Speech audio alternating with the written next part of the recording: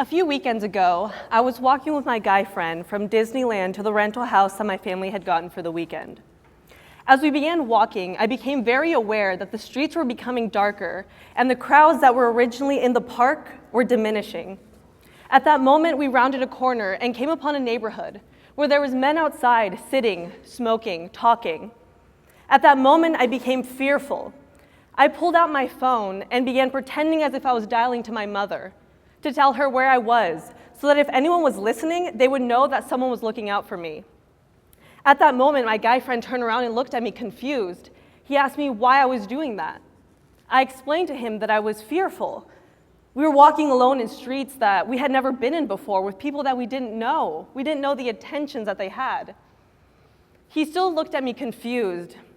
At that moment, I realized that the only difference between him and I was the fact that I am a female and he is a male.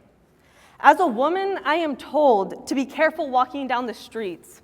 As a woman, I feel the need to protect myself and my body because at any corner, a predator can be waiting to attack. As a woman, I am vulnerable to the streets.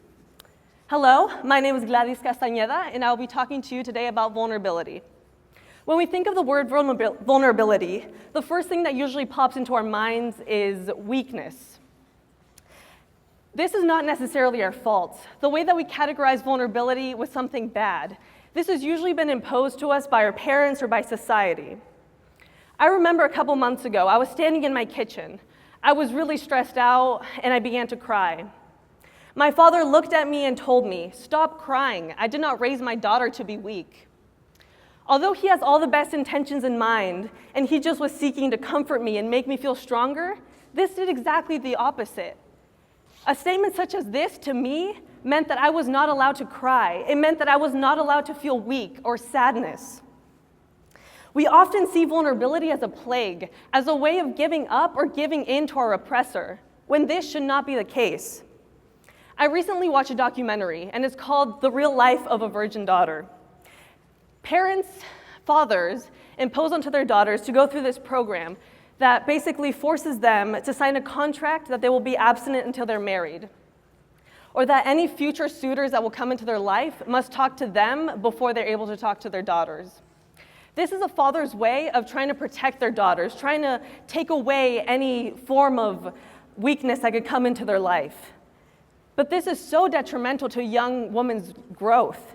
One of the fathers in the film said, "I understand pain and I don't want that for my daughters." They are trying to remove a path of reality of life. Instead of teaching their daughters how to form morality and a conscience, they are teaching them that there is a way to remove pain. But that's not the case. There is no way to outsmart vulnerability or take pain away from our life. It will always be there for us. The reality is that because it's always there, we must learn to accept it into our lives. This necessarily doesn't mean to give in to it and to say, "I give up on life because there's vulnerability and pain." No, we should see this as a hurdle to tackle, to say, this is what makes me vulnerable and what steps am I going to take to overcome them. Proof in this very film that this tactic of trying to shield their daughters doesn't work was by one of the girls in the film got pregnant.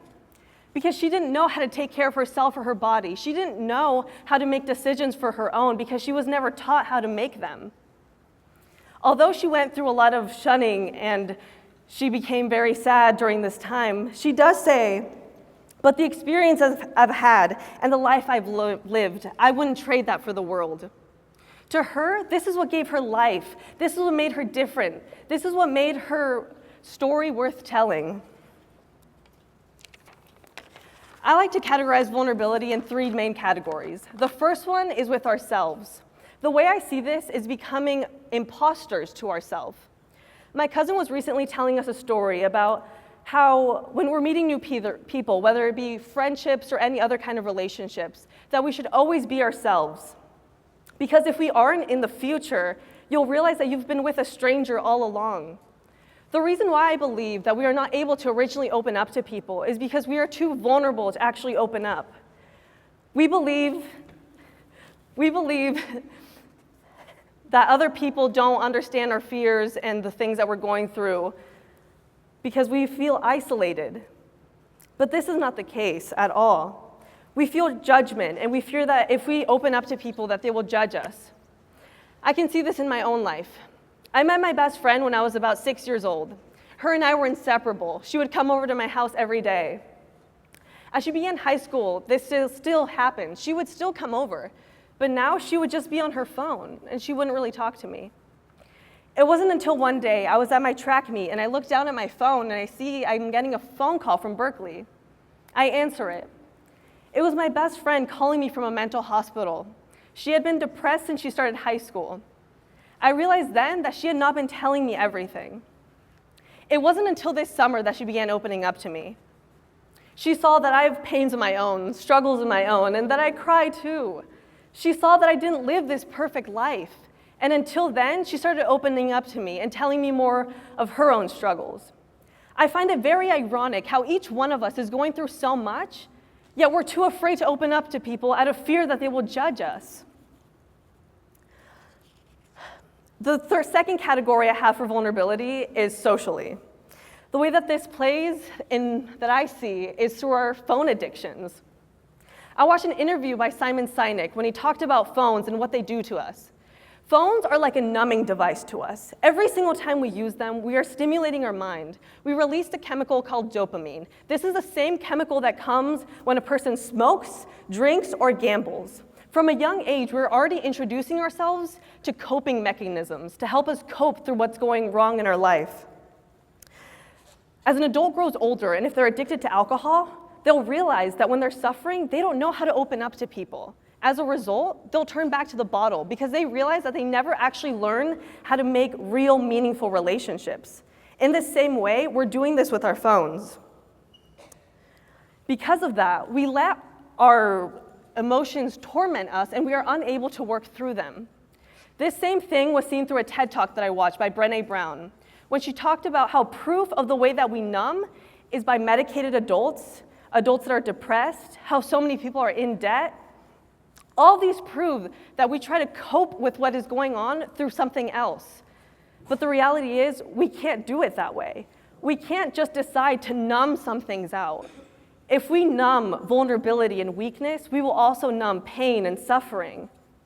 I remember my coach once told me that it's not strength to pretend like you don't care. It's not strength to be okay. It's strength to see things and to feel things passionately and fully. The last category I have for vulnerability is globally. I see this through race, government, and gender, specifically gender roles. I recently read a book called The House on Mango Street, where they talked about the way that genders and culture coincide with one another.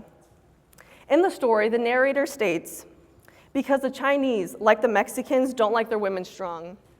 Now, this isn't only a problem with the Chinese or Mexican culture. This is all over our world. The fact that men usually dictate how a woman should dress, by the way that there's still a wage gap today, by the way that there is men right now signing legislation as to the rights of a woman's body. All of these things prove that a woman is vulnerable in that way to a male. But this is not only an issue with females, this is also an issue with males. There is a common term in my culture called machismo, which means that a man should be a man and they should be nothing more other than that. It means that a man should not show signs of weakness or should not cry. Because of that, men are even more vulnerable to not being able to open up to people because they feel that that will make them less of a man. 79% of suicides are from men. And I truly believe that's because they are unable to actually open up to people and let people in. My point with this is that we must equalize vulnerabilities. Vulnerabilities cannot be so extremes on both ends of female and males. I've been saying a lot about accepting our vulnerabilities and allowing them into our lives. Accepting vulnerabilities does not mean normalizing abuse. Instead, we should see it as a way of coming to terms with what is tormenting us or what is bothering us and letting us talk about it. We must feel comfortable with the uncomfortable. We must make conversations. My challenge for everyone here today is that the next time that you're out in a group of people, whether it be at break, during school, or out somewhere else, that you put down your phone. Don't go immediately on your phone and check social media. Turn around to the person next to you and have a conversation with them. Ask them about their family. Start creating these real relationships where you feel that whenever you're going through something hard, that you have someone to turn to help you. My last quote that I'll leave everyone here today is by C.S. Lewis, and it states, "To love is to feel vulnerable." Thank you.